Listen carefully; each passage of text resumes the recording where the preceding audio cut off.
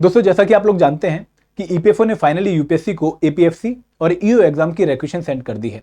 और अब फिर से हमारा वही सवाल कि सर अब इस लेटेस्ट इंफॉर्मेशन के हिसाब से एपीएफसी और ईओ एग्जाम कब हो सकते हैं। तो दोस्तों, यहां पर मैं आप लोगों को 2023 की साइकिल के बेसिस पे बताने वाला हूं कि टेंटेटिव एग्जाम डेट इस साल क्या हो सकती है और आप लोगों को किस टारगेट डेट के हिसाब से अपनी प्रिपरेशन को प्लान करना चाहिए। लेकिन दोस्तों, ये वीडियो उन लोगों के लिए जो कि ऑलरेडी प्रिपरेशन स्टार्ट कर चुके हैं या फिर अभी प्रिपरेशन स्टार्ट करने की सोच रहे हैं। ये वीडियो उन लोगों के लिए बिल्कुल भी नहीं है जो कि नोटिफिकेशन के बाद अपनी प्रिपरेशन स्टार्ट करने की सोच रहे हैं, क्योंकि उनको शायद ये वीडियो रेलेवेंट ना लगे। लेकिन आगे बढ़ने से पहले मैं आप लोगों से ये भी रिक्वेस्ट करूंगा कि अगर आप लोग एपीएफसी और ईओ एग्जाम की तैयारी कर रहे हैं और इन एग्जाम्स की कंप्रेहेंसिव अंडरस्टैंडिंग चाहते हैं, तो हमने आपके लिए एक ट्रायल पैक लॉन्च कर रखा है, जहां पर ना सिर्फ आपको मोटिवेशन मिलेगी, गाइडेंस मिलेगी, बल्कि उसके साथ साथ आप लोगों को डेमो क्लासेस मिलेंगी, जिससे आप एक आइडिया लगा सकते हैं कि भाई एपीएफसी और ईओ एग्जाम को हमने अपने मेन कोर्सेज में कैसे कवर किया है। और दूसरे ट्रायल पैक में अगर आपने एनरोल करना है तो लिंक इस वीडियो के डिस्क्रिप्शन में दिया गया है। दोस्तों, अब बात करते हैं हमारे मेन टॉपिक की कि भाई पॉसिबल एग्जाम डेट्स क्या हो सकती हैं, टेंटेटिव एग्जाम डेट्स क्या हो सकती हैं एपीएफसी और ईओ एग्जाम की। जैसा कि आप लोग जानते हैं कि यूपीएससी ने जो है रिक्वेशन रिसीव कर लिया है from EPFO. 74 vacancies for APFC and 156 vacancies for EO की रिक्वेशन यूपीएससी को सबमिट हो गई है। तो जब इसको हम साइकिल से कंपेयर करते हैं 2023 की, तो 2023 में जब हमें पहली बार ये इंफॉर्मेशन मिली कि भाई ईपीएफओ ने यूपीएससी को रिक्वेशन सेंड कर दी है, वो कौन सा महीना था?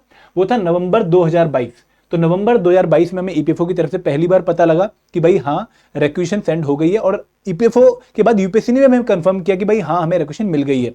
उसके बाद 25 फरवरी 2023 को हमें जो है नोटिफिकेशन यूपीएससी की वेबसाइट पे रिलीज होती हुई दिखती है। तो इस पर्टिकुलर पीरियड में कितना गैप था?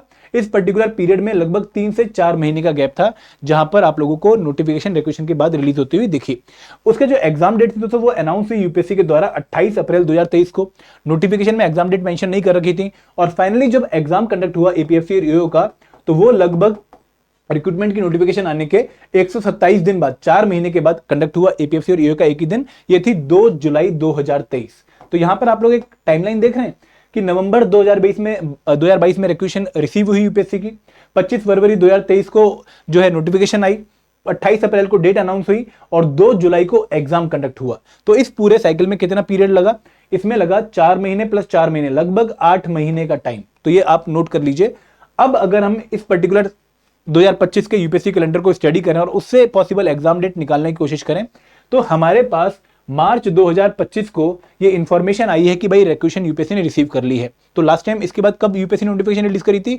3 से 4 महीने बाद। तो यहां पर हम अज्यूम कर रहे हैं कि भाई जून जुलाई 2025 में आप लोगों को एपीएफसी और ईओ एग्जाम की नोटिफिकेशन देखने को मिल सकती है। ये हाई चांसेस हैं based on past year timeline. ठीक है, तो यहां पर ये जो डेट है 14 जून वाली, ये हमें थोड़ी लेस रियलिस्टिक लग रही है कि भाई नोटिफिकेशन रिलीज होती है एग्जाम कंडक्ट हो जाएगा। नहीं, पॉसिबल नहीं है।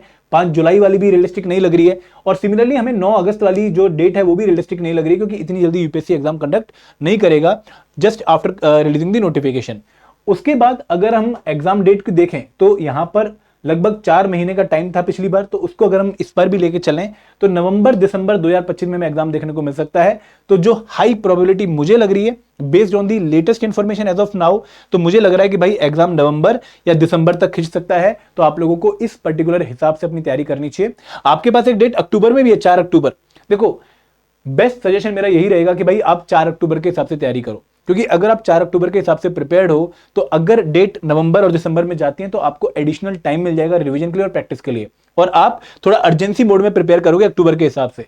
अगर आप दिसंबर के हिसाब से प्रिपेयर करोगे तो आप थोड़े रिलैक्स हो जाओगे कि हाँ, मेरे पास लगभग 2 महीने फालतू हैं। और अगर बाई चांस अक्टूबर में डेट आती है तो आप लोगों को फिर अपनी प्रिपरेशन जो है हैपदल मैनर में थोड़ी जो है जल्दी करनी पड़ेगी, जिससे आप बहुत सारी चीजें कंप्रोमाइज कर दोगे। तो यहां पर मैं आपको सजेस्ट यही करूंगा कि भाई आप जो है 4 अक्टूबर या 1 नवंबर के हिसाब से प्रिपरेशन को प्लान कर लो, क्योंकि ये मुझे हाईली प्रोबेबल डेट जो है एग्जाम डेट लग रही है as of the information currently we are having. ठीक है, यही मैं आपको सजेस्ट कर रहा हूं। दोस्तों, नो डाउट पहले भी मैंने आप लोगों को जुलाई की जो डेट बताई थी, बट वो उस टाइम की इन्फॉर्मेशन के हिसाब से थी। अब इन्फॉर्मेशन जो है धीरे धीरे चेंज होती रहती है, अपडेट होती रहती है, तो मैं इसलिए आपको ये लेटेस्ट इन्फॉर्मेशन प्रोवाइड कर रहा हूं। तो दोस्तों, अगर आप लोग एपीएफसी और ईओ एग्जाम को टारगेट कर रहे हैं और इस एग्जाम में एक्सेल करना चाहते हैं, तो आप लोगों को प्रिपरेशन कहीं ना कहीं अभी से स्टार्ट करनी पड़ेगी, क्योंकि इतना टाइम लगेगा, लगभग 6-7 महीने इस एग्जाम के लिए अच्छे से प्रिपेयर होने में। अगर आपको नहीं करनी है preparation, it is totally up to you. अगर आपको लगता है कि भाई नोटिफिकेशन के बाद मैं 3 महीने में पूरा सिलेबस चक दूंगा, बहुत बढ़िया, आप मतलब कर सकते हो तो बिल्कुल करिए उस टाइम पर, अभी फिर टाइम वेस्ट मत करिए प्रिपरेशन में। बट अगर आपको लगता है कि मेरे लिए ऐसा पॉसिबल नहीं रहेगा तो please start your preparation as of now, because ये टाइम आपके लिए बहुत क्रूशियल है अच्छे तरीके से प्रिपरेशन करने के लिए एग्जाम के। और दोस्तों आप सेल्फ स्टडी के थ्रू भी प्रिपेयर कर सकते हैं, लेकिन अगर आप एक कोर्स के थ्रू प्रिपेयर करना चाहते हैं तो हमने 3 डिफरेंट कोर्सेज आप लोगों के लॉन्च कर रखे हैं। पहला जो कोर्स है वो है master course, comprehensive course covering all the components of APFC and EO exam, जिसमें आप एनरोल कर सकते हैं और यहाँ पर आपको जो है फुल लेंथ मॉक्स भी मिलेंगे और वीकली मेंटर टॉक सेशन भी मिलेगा।